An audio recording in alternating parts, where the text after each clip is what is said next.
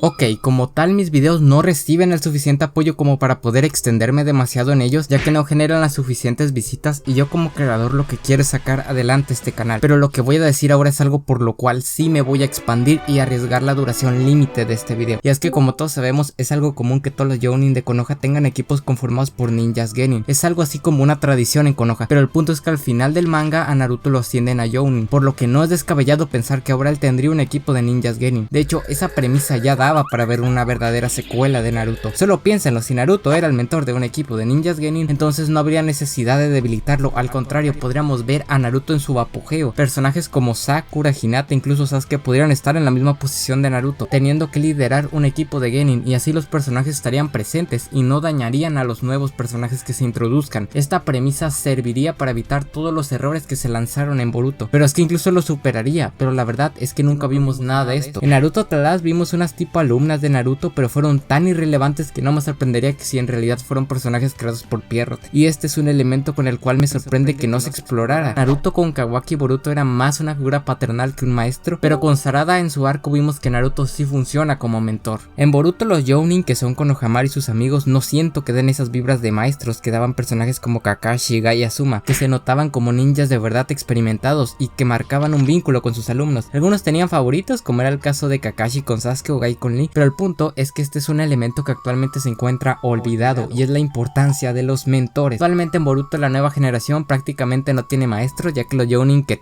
tienen no aportan nada. Es curioso porque en Naruto los Jounin eran importantísimos, si no fuera por Kakashi, Sasuke jamás habría aprendido el Chidori, y sin Gai, Lee no habría dado una de las mejores peleas de la industria shonen. Mírate, no estás consciente y sigues empeñado en mostrar al mundo lo que puedes hacer.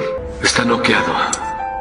Lo único que lo mantiene de pie es el poder de su voluntad. Lee, ya lo has demostrado. Sin mencionar que sin Asuma, Shikamaru nunca hubiese tenido ese tremendo desarrollo de personaje. Actualmente en Boruto, a pesar de que se quiera decir que Sasuke es el mentor de Boruto, la verdad es que no se sienta así, porque Sasuke está tan debilitado que nunca hay una escena en donde diga: oh, Boruto tiene que aprender esto de Sasuke. Al contrario, cuando lo veo pienso, si es su mentor, ¿por qué no le enseñó el Jutsu Bola de Fuego o el Chidori como a él se lo enseñaron? Este elemento es una falla actualmente olvidada en Boruto, y es que Konohamaru, que en teoría era el líder del nuevo equipo 7, fue inútil, ni siquiera pudo enseñarle el Rasengan a Boruto, siendo que él lo aprendió del mismo Naruto. Y a nivel de poder ni hablar, Boruto y Mitsuki Sarada hace tiempo que superaron en poder a Konohamaru. De hecho, más que Konohamaru siendo el que los enseñe, parece que él ocupa que Boruto le enseñe algo, porque Boruto ya incluso tiene variantes del Rasengan, mientras que él nunca desarrolló nada así. Y al contrario, no ha dado nunca una buena pelea. Kakashi, por ejemplo, no llevábamos ni 5 capítulos con él, ya había demostrado que era uno de los mejores ninjas más poderosos y experimentados en su pelea contra Zabuza. En conclusión, el elemento olvidado que dañó a Naruto y actualmente daña a Boruto es la falta de buenos maestros.